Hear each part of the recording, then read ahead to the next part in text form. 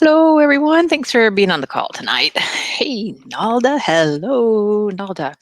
Okay, so let me see. Let's just call off our energy in a prayer just to connect in for a moment. So we're just going to begin by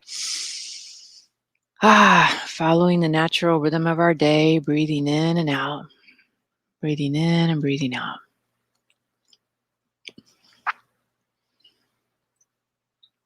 And expanding into the wisdom of the conscious heart, placing us into a sacred healing chamber with the temple of the great central sun angels.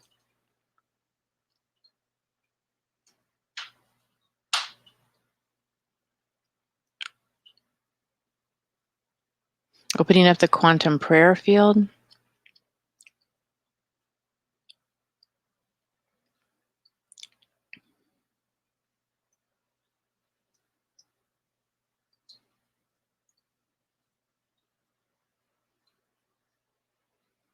Calling forth to our tribes of light coming in and around us, and just taking a moment and noticing the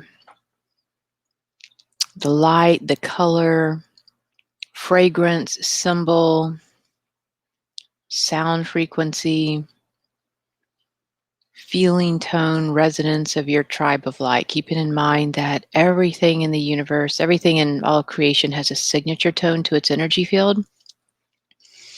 So let's say you work with star tribe of light. The star beings feel vibrationally different than the angelic beings or any of the other tribes of light. And then when you get into the star tribes of light, the Pleiadians feel different than the Syrians or Orion, some of the other beings. And then when you get into, let's say, the Pleiadians,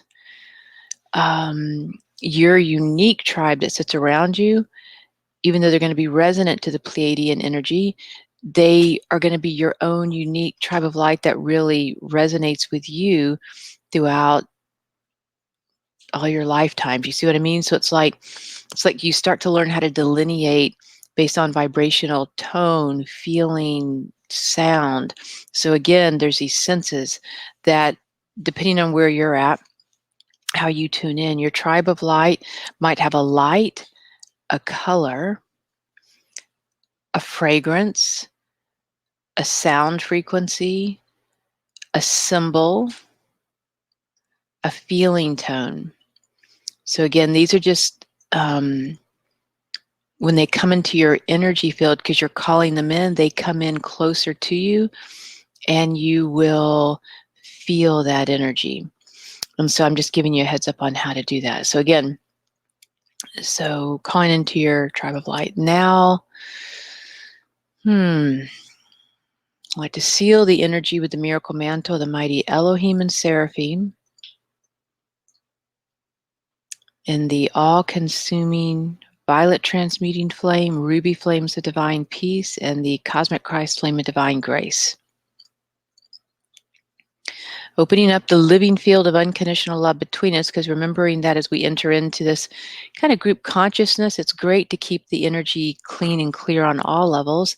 And the minute we say, hey, let's make a connection out of this unconditional love, and we set that as our intention, then that energy starts resonating. And I find that whenever I go into a session with somebody or communication with somebody, family, friends, whatever, opening up the living field of unconditional love as I step into that energy and communication just makes everything go much more heartfelt, genuine, authentic, and with greater ease. And it takes some of the conditions and pressure out of my system, and then the other person or people or group tend to relax as well. So that's a good thing. Okay, so we're qualifying the energy again, just breathing in and out. Okay, and so I made a post today, although it may not have gone out quite yet. I made a YouTube video today. And one of the things I wanted to bring into tonight's call with a little bit more explanation maybe than just the video I did earlier is that sometimes when you go into that one heart breath with your higher presence, and this will be the same as true, when you want to communicate with your tribes of light, there's this energy of a one heart breath that you can do with your tribe of light as well, where you call them in, calling into my tribe of light. For me, it's Great Central Sun Angels. And, I work with different things, but my primary tribe of light is with the Great Central Sun Angels, right? So I'm calling them in, literally to come in and around me, right?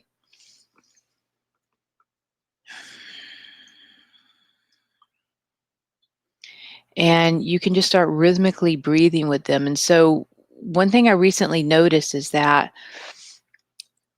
when I got overwhelmed in this past week by something, I could hardly breathe. Like my chest just felt like it had an elephant on it, right? And so I could hardly breathe. And I don't usually get worked up into that state. Um, but I was. And so I felt how far away my presence was, my higher cosmic Christ presence. I felt how far away it was. And in that energy, um, I could hardly connect. And I do get people asking quite often, gosh, I'm not sure if I'm feeling it or the fear is really strong. And so I took the time just to start experimenting with what would make the difference. And when you're trying to make a connection, let's say the one heart breath with your higher presence, or a one heart breath with your tribe of light, or a one heart breath with somebody you love in your life, or something you're trying to create in a vision. If you find that the fear is really thick, you've got negative thought forms, there's projections coming at you, you're overwhelmed, and it's really hard to get out of your own way to make that intuitive connection, that gentle, peaceful, intuitive connection that's heartfelt, that you just want to rhythmically breathe. And so it's super simple. It's one of your original yogic sort of traditions, right?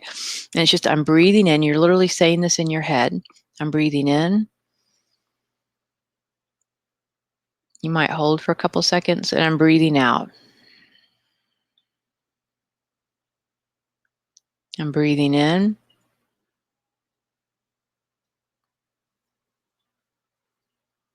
And I'm breathing out.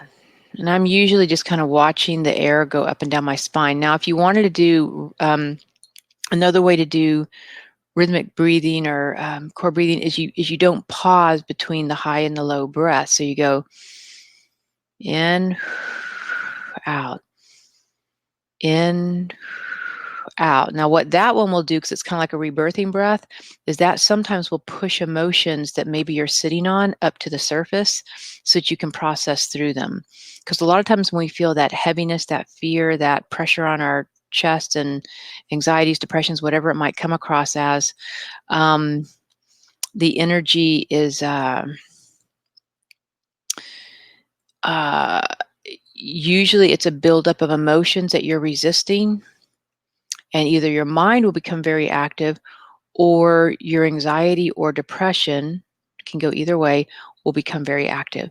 And so when you do that circular breath and you try to breathe deep into your belly, it will instantly bring the emotion up to the surface, and you'll feel it. It'll almost be like a wave of heat pass into your body. And you might have some expression of it, and then it'll be gone very, very quickly. And you'll start to come right back into a place of compassion and vulnerability within yourself, and more than likely soul wisdom and connection to others as well. So that's something to kind of keep in mind. But like I said, if you just want to do the rhythmic breathing where you breathe, hold for a couple seconds and breathe out. And it takes usually 3 to 10 breaths.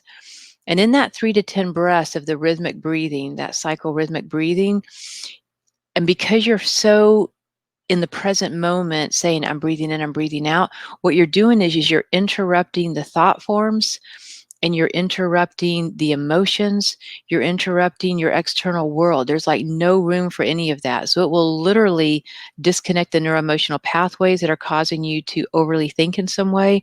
It'll disconnect the emotions that you might be high strung about in some way. And it brings you back to the present moment. And within 3 to 10 breaths, I mean, you can do more if you need, but I notice it's usually in 3 to 10 breaths, all of a sudden you'll be like, and you'll just all of a sudden take a deep breath. You may not even consciously notice it. I'm bringing your awareness to it. You might feel all of a sudden at peace, all of a sudden more at ease. And that's when you know that you've come back into, you've kind of broken that kind of neurotic cycle that we can sometimes get into. You break the cycle and it clears out on the energy field. So, and then from there, it'll be easier for you to feel, which is really key here, to feel the presence, like your higher presence if you're doing the one heart breath, or to feel the feeling tone and or guidance from your own tribe of light. So I'm using both of those interchangeably, your higher cosmic Christ presence or your tribe of light. If you do a one heart breath and you really want to connect with them, sometimes you might find you just go straight into it and it doesn't take much to get there just by inviting them in and you can relax into it. But if you're high strung or distracted for some reason, that rhythmic breath will help to disperse the fear and whatever it is that's causing you to dissociate. Because really what's happening is when we get really caught up in our mind and our emotions, we start dissociating from ourselves. And then when we want to tune into our intuition, our feelings, our guidance of our tribe of light, guidance from our higher self or our soul, a one heart breath with our higher presence, going into the quantum field and the unified field to create something new or different. It's just almost impossible to get there because the vibration of the fear drops things down to such a low vibration. And on top of that, we are leaving our bodies, we're dissociating. And so that's a technique I want to present right up front to for each of you to be more successful in any one of the things that I just mentioned there, to be able to get through. So it's a kind of a God-given gift in a sense, just to do the rhythmic breathing, and it works really well.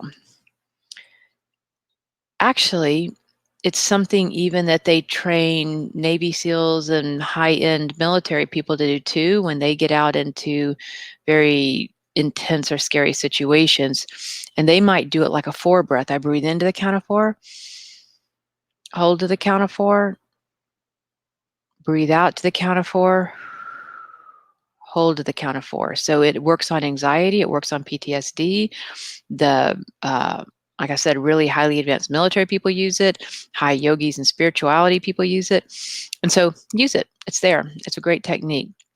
Okay, so swinging back around now to the tribes of light, and particularly the subject matter tonight is relevant to how they are helping us within our soul blueprint. So the soul blueprint, the way I see it with people is there's like 6 different streams of it that I find are very helpful that you probably won't learn in school and you won't learn necessarily through different books or whatever. But through doing sessions with people, I find that there's this succinct information that comes through. And all it really is, it's you knowing you. It's what kind of intuition you have. What is your tribe of light? How to connect and identify, relate to your sacred archetype. What is your power flames, the chakras that are active in you that help you to manifest? What is the karmic pattern that you might be born with that you're dealing with? And then what's your dharma? What's your life service? How does that kind of show up? So there's like 6 things I usually see with a person, right? And so one of those things, in terms of building out your soul blueprint, is the tribe of light energy. And so your tribe of light is, I want to explain a little bit differently. So the tribe of light is, if you can imagine, we're all coming from this universal source energy. So we're all starting up here at the source energy.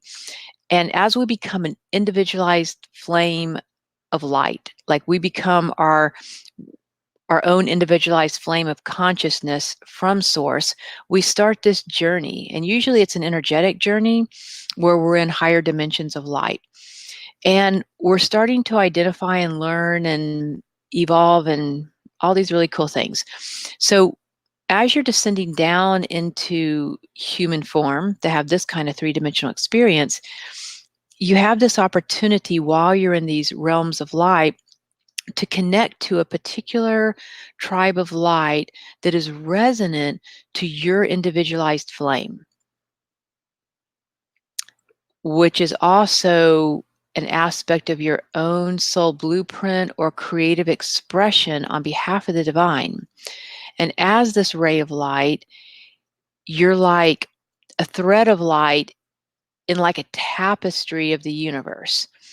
And at the end of the day, if we're all showing up in our light, this tapestry is beautiful. It's like this work of art. It's like a celestial symphony of music. It's like the most beautiful work of art or sunset or whatever you could ever imagine. Okay. So if we're all intertwining our light and it's all interacting, it creates this beautiful tapestry. Okay. So every one of us, sort of like a snowflake, is unique and has a specific frequency of light that we're bringing that is our individualized flame of light. So, again, as this individualized flame of light, and you are learning about yourself and you're learning certain skill sets, you can tap into either the cosmic avatars, which are a certain high vibration, the galactic councils, galactic beings, which usually come out of the great central sun, planetary light beings, which come out of planetary systems, star tribes, which comes out of star systems, the angelic host, coming from a multitude of different types of angels. Um, these are your five primary tribes of light.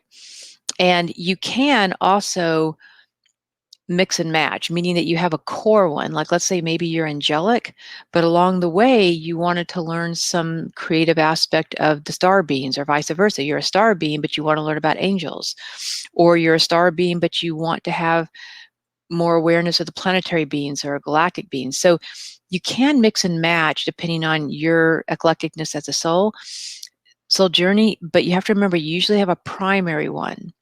And that's the one that's like, it's considered your family of light. So I say tribe of light, but you could just as easily say they're your council of light. For people who are very highly mental, got a higher mental body, it's super active. They might like using the word my council of light guided me to do this, that, or the other. For some people, the word family is not a good connection word for them, so I don't really use it that often, but technically they really are. And so you have a biological family that you're born with, right, that you're learning from, and that's usually part of your karma part of your soul blueprint.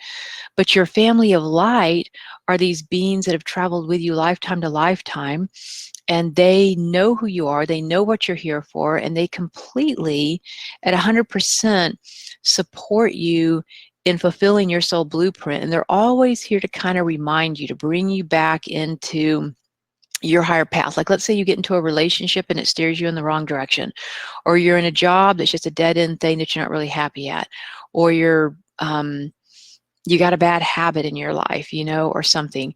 So they're there as like this overlighting presence to help you, kind of remind you and guide you. And they do things that are synchronistic and try to give you messages all the time, actually. So if a person's super shut down, their tribe of light might be way out here, right? But the more you call them in, and you really want to treat them like they're your best friends. And so the more you call them in, the more you learn about them, just like a friend, right? And they love you unconditionally. They already have been watching you your whole life. And the cool thing is that little babies and pets and, well, plants as well, they can see the tribes of light, and so when you were really an infant, you more than likely were super aware of them still, because they're watching over you. They really helped you as you were coming into this world. They're also there to greet you when you're going out of this world. And so they're really governing these two portals as you come in and out. And in the energy, um, they are watching over you. So if you ever see little babies or animals looking around the room and you can tell they are for sure watching something, that's oftentimes what it is that they're usually watching these beings of light. Like for me, I had invisible friends when I was really little, Herman, David, and Reuben. And God only knows what they, where I can put those names or whatever. But bottom line is, a lot of times when little kids have invisible friends, sometimes they will still see fairies and devas in nature kingdom. Sometimes they do see angels. Sometimes they see people who have crossed over. So infants, vision is not physical when they're first born, it's energetic. So a baby's usually seeing more light and energy when they're first born, and it takes them a little bit to adjust to their physical eyes actually adjusting to the physical world around them. So just keep in mind that you already know who they are. You already have this relationship. It's not a new relationship. It's an ancient relationship. Like I said, they were with you last time and the lifetime before and the lifetime before that. They're there with you when you leave this world. And you usually go into their temples of light, like the angelic temples or the star systems or the planetary systems. You go back into these places when you leave this physical body. And, maybe you're kind of integrating and you're doing your life reviews. And it doesn't take away from how we're connecting to source or these higher source connection and the white light we go to, but as a resting place, um, it's kind of a middle ground. So you can sort of say source energy's up here, which we can all tap into at will anytime we want. It is an innate part of who we are. It's so you don't have to wait to pass over. You don't have to be special. You don't have to be some mystic or saint. Source energy is like that. It is closer than your own breath. And so when you tap into the energy of source, it's right there. And one of the things I really like doing when I tap into source energy is actually calling forth pure love, because it's one of the things that comes from source energy is pure love energy. And what I like doing with it is when I'm just kind of free flowing in my meditation, is I'll just sit with source energy in a sacred space that I see. I sit with source energy and I feel it as closer than my own breath. For me, it's kind of like this white light energy. And then I ask it to download all of my chakras with new information, all of my electrons, all of my atoms with pure love energy, and to elevate my entire being of light, to elevate my chakras. I just did the chakra blessing one this morning from the Joe Dispenza, but I do like doing a blessing of the chakras or my consciousness. Or let's say there's a conversation you want to have with somebody or something you want to manifest or create. Like, let's say a good one is you want to manifest a vision in your life, right? Like something that you want to create for yourself. In terms of that one, what happens is that you can call in this energy of the source energy and literally bless it with pure love. And it has no agenda, like pure love. You don't even know what it's going to do. You just want to bless it with pure love because it is a very unique and very high frequency of light, other than the rays of creation that move through our chakras. So likewise with the tribe of light, when you have a vision for your life, something that you're trying to manifest or create, you want to call them in. You want them backing you up, being on your side, supporting you. They are an excellent support system. And I mean anything from finding a parking spot, which I regularly ask for, all the way up to, your divine life purpose and blessing of the, peace in the world kind of thing. So there's literally nothing too big or too small you can ask them for. And if they're not in integrity to do it, they just won't do it. So you might as well ask and see where it goes. And they're they not only know you intimately really well in terms of what you respond to and what you'll listen to and what's your favorite music. And so all of a sudden a song might come on, or what's your favorite food, or what's a favorite word that you hear. But they're so cool because, and I've had them do this for me before, where they line up people in your reality that are going to be in service to you in some way, to something that you're learning or to your soul blueprint.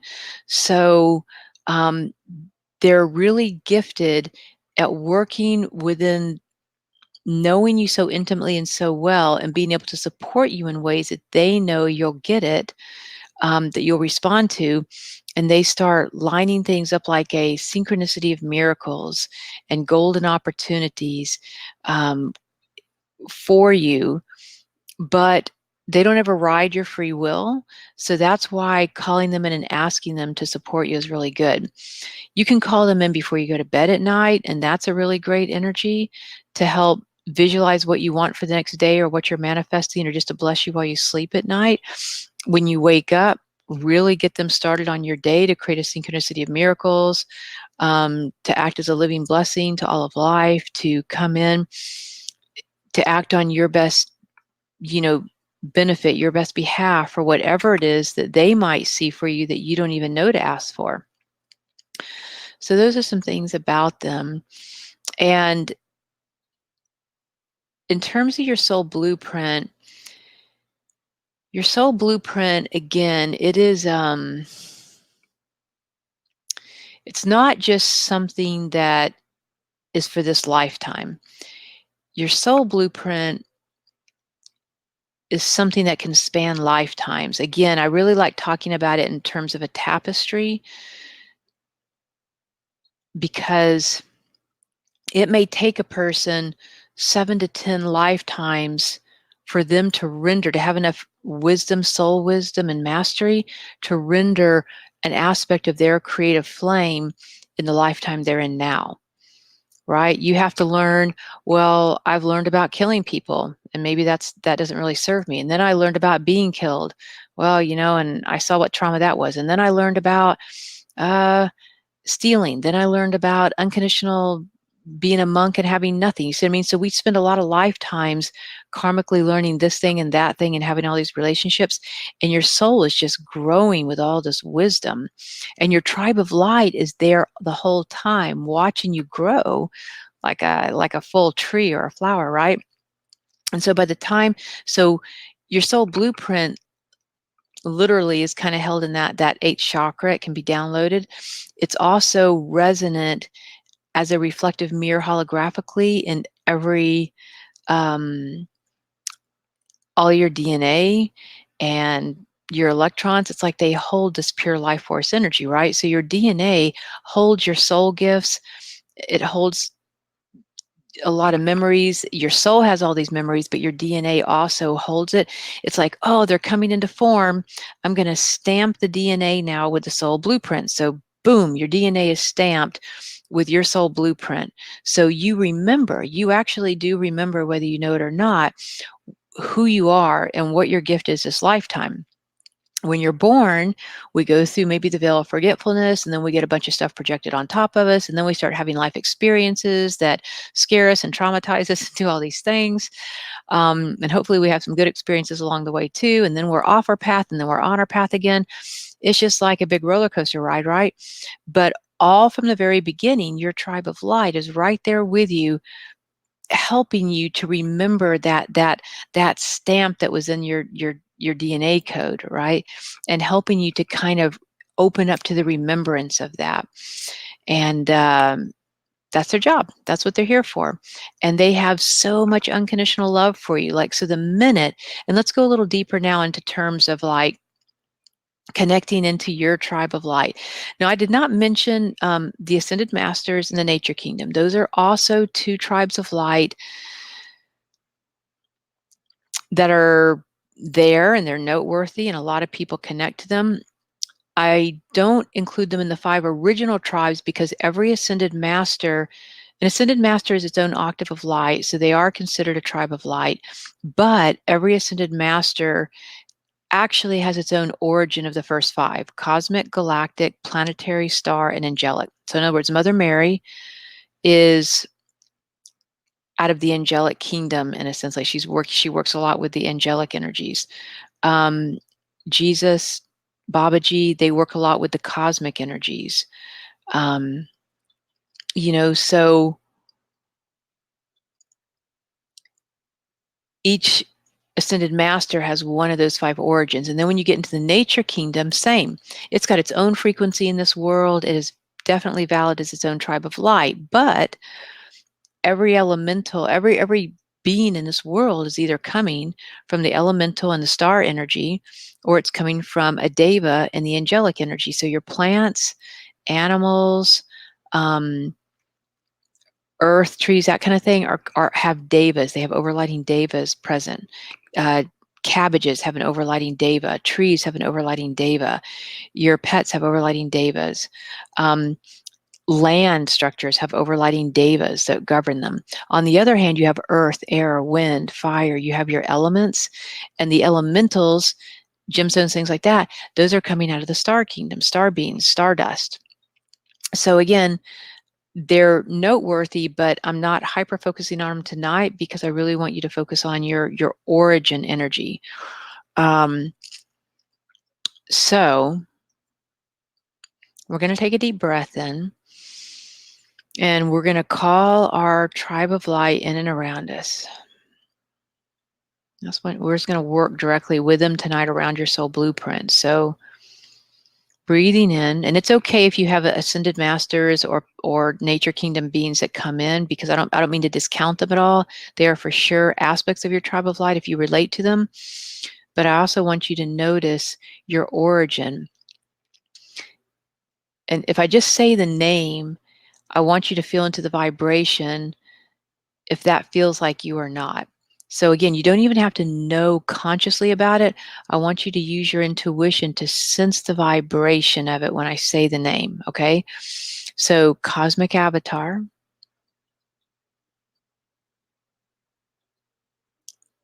galactic beings,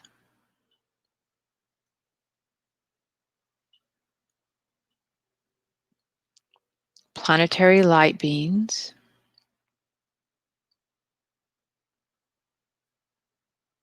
star tribes,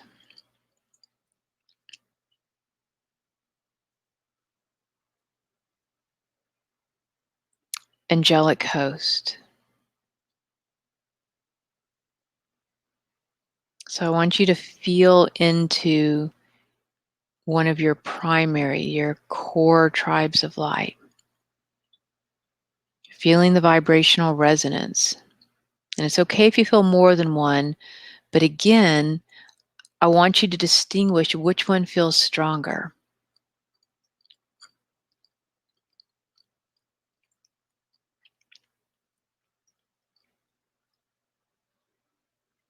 And as you're breathing into these energies,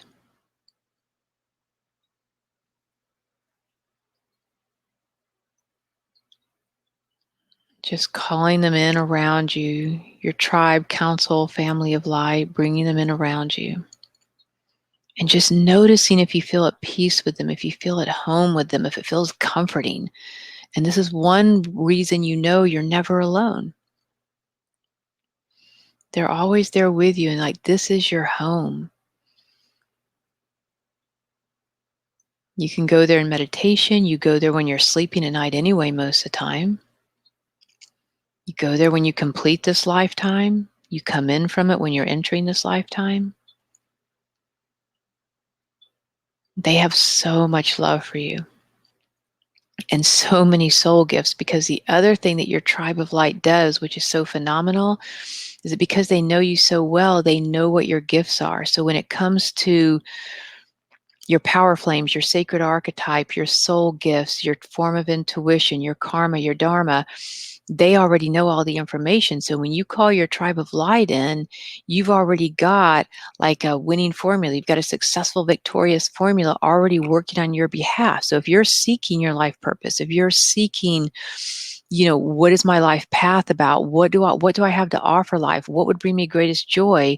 Call in your tribe of light to ask them to cause that remembrance, to ignite that remembrance in you, because that is literally their job, is to support you with that.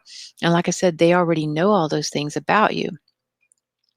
So calling them in and just feeling that loving presence in your energy, that comforting, empowering, the light, soothing, igniting energy.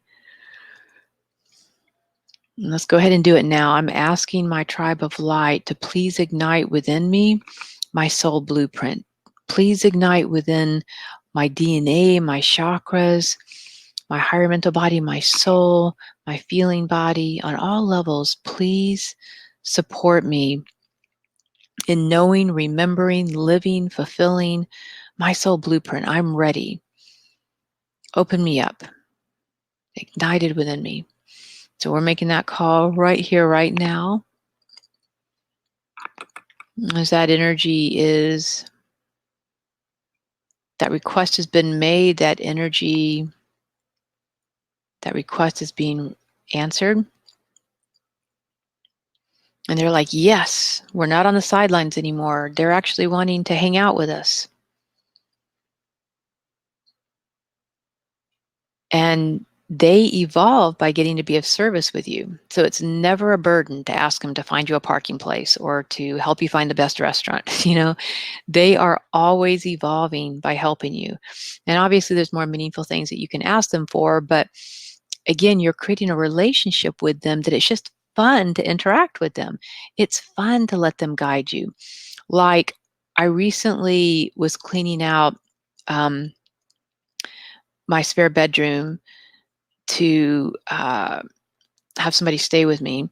And I had these crutches because I had a torn meniscus. And I was going to get rid of the crutches because they've been there for like 2 years, and hopefully I'll never need them again.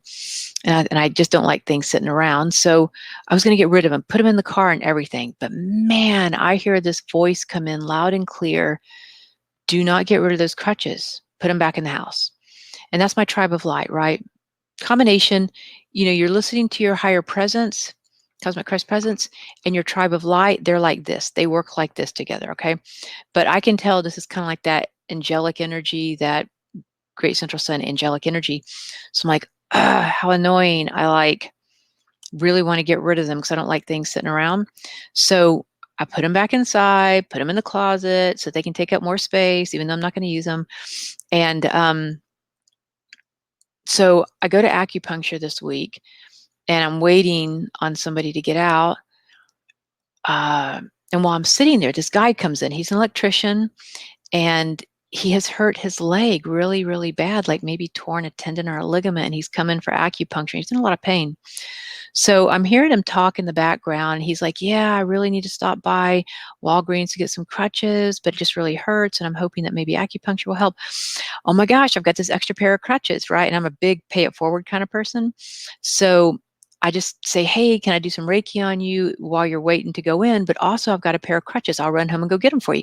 And sure enough, he was so grateful. Like, he was so happy to have them. And I love the circuitry of energy. So when you're with your tribe of light, it's like you're living in the synchronicity of miracle. You're at the right time, at the right place, with the right people. You're avoiding car accidents. You're always in more positive weather streams. Like when I travel across the country and I ask my tribe of light to govern it, I'm always driving in between storms. I don't know how it happens because I've done that drive across country because all my family's back in the South and I'm in Portland. I'm always in between weather systems where everything's okay. So they help with so many things that you just can't even imagine that they're doing. And sometimes you don't even know why. Like, I couldn't tell you for the life of me why I had to hang on to these crutches, right? But the minute I heard this man, I was so grateful to be able to have something to support him that I didn't need anymore. And it saved him from having to go get it. And honestly, it saved me from having to drive over there and get rid of them. So they work in synchronicity of miracles all the time. You just have to get used to the frequency of living, listening to them at that level. So when you're living your soul blueprint, because one of my active prayers is I am literally living my soul blueprint right here, right now. A lot of times what people want to do is they want to put their soul blueprint in the future. Well, if I just do this, this, and this, or if I learn this healing technique, or if I'm making this amount of money, or if I wait for my kids to grow up, or if I am in the right partnership, or if I'm in the right city, we always tend to put it in the future as if we're not good enough for it right here, right now. You are the soul blueprint in a sense, right? So when you can understand that I am literally fulfilling my soul blueprint right here, right now, in all ways in my life today, and I'm calling forth my tribe of light to bless me as a living blessing to all of life acting through me now. um, you'll find these beautiful moments, not only where you might be giving something or supporting somebody, where you understand your creative flame is acting in a way that's fulfilling your soul blueprint, but you'll also find that you'll start receiving gifts as well. You'll start receiving gifts and blessings and a reciprocity. Can't pronounce the word. Okay, so you'll be in that receiving flow as you do this, right? So that's just a really good energy to be sitting in all the time. And then you'll find that you're no longer waiting for this whatever you think your soul blueprint is, you take all the pressure off, and now you're just in the moment, in that flow with people, where it's very fulfilling to be present to the inner listening and guidance. And so you don't feel overwhelmed, you don't feel as stressed, you know how to handle life better. Because the other thing that your tribe of light will do that is also very much of assistance is that when you are dealing with contrast, stressful situations, overwhelm, things that maybe you'd prefer to be different, they help you to transition through it in a way where you're really seeing the blessing in it. Because life really is just a lot about perception. So if I'm vibrating down here and having a really bad day, then I'm going to see life like that sucked, right? But if I shift my perception up here and I know I'm with my tribe of light, I know I'm in gratitude and I'm doing my gratitude journal, I'm doing all these things, what happens is I start perceiving life from up here. And from up here, not only am I more receptive to the guidance coming in, but I can see where the contrast wasn't, again, like Abraham Hicks taking me off my path, it's actually helping me with my path, and that we grow through contrast. Well, your tribe of light are like these amazing guidance counselors, right? And when you sit with them, they actually will show you and help you to see where something that maybe you perceived was really bad or hurt your feelings or upset you, not to take away from those feelings, but it might be that there's another way you could perceive it to move through the event or the trauma or the heartache, in a way that's more beneficial for you. You see, so they do act as guidance counselors. Occasionally, if it is not your time to leave the planet and your life is in danger, they do have permission to act as like a divine intervention on your behalf too. People say it all the time when they've had near death experiences. It just wasn't their time to go, and they will have angels literally get somebody, or your tribe of light will go and get somebody to help you whenever it's needed, or help you even, right? So they will at times do a divine intervention. So um they yeah, so they have their own point of reference too, because like, even though angels, star beings, planetary beings, cosmic avatars, galactic councils have a very expanded, higher way of energy form, it's not as expanded as Source itself, which maybe has more of a, it's almost like it's so all that is that it's like nothing at the same time. It's hard to explain, but I'm hoping you understand what I mean. And so, like, when I sit in Source energy, it's in a beautiful frequency that's all encompassing.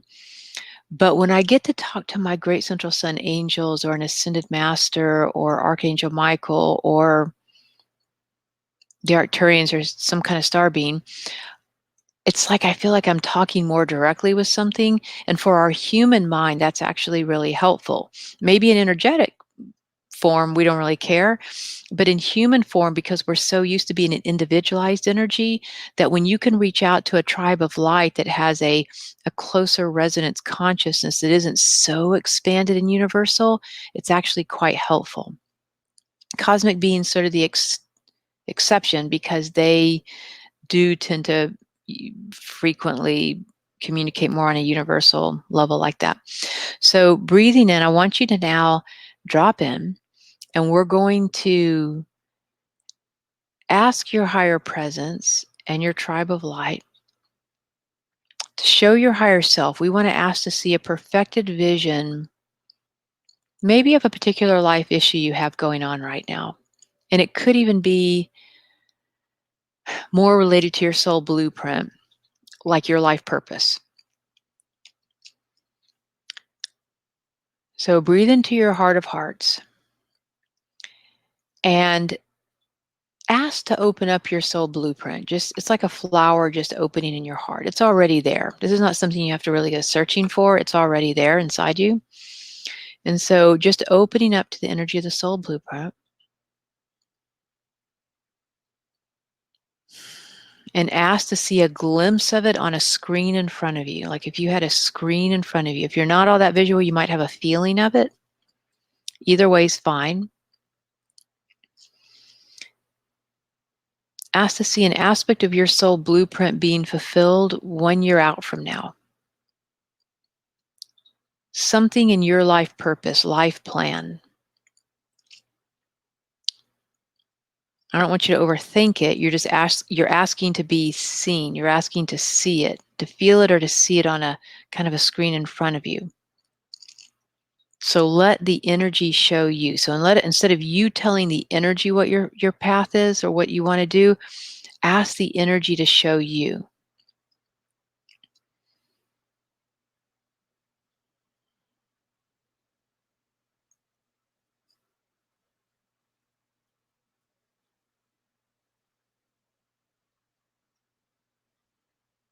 Okay, so get a glimpse, get a feeling tone. How does it feel? What's a visual, a color, a frequency, a symbol, something about it, right? Something that you can kind of hang on to for a minute. And now what we're going to do is we're going to ask your tribe of light to go forth on your behalf to help manifest that vision, to start backing you up, to go ahead and create a synchronicity of miracles with your future self 1 year out, to start guiding you in that direction now for your highest success and victory and greatest fulfillment and happiness. And we're just giving them a command to show up right now and help you with that element of your own soul blueprint. Watching that vision, we're asking that vision now be sealed in your heart space,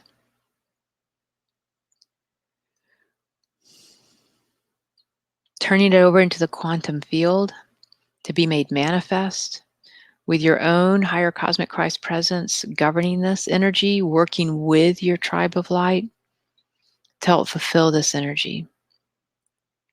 So we give thanks this is done, and so it is.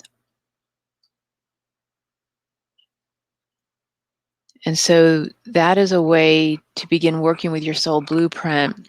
And so we did it tonight just to experiment going 1 year out, but you can keep asking them on a daily level. Please help me with my divine purpose. Please help me with my soul blueprint. Please help me to open up my perfect life path.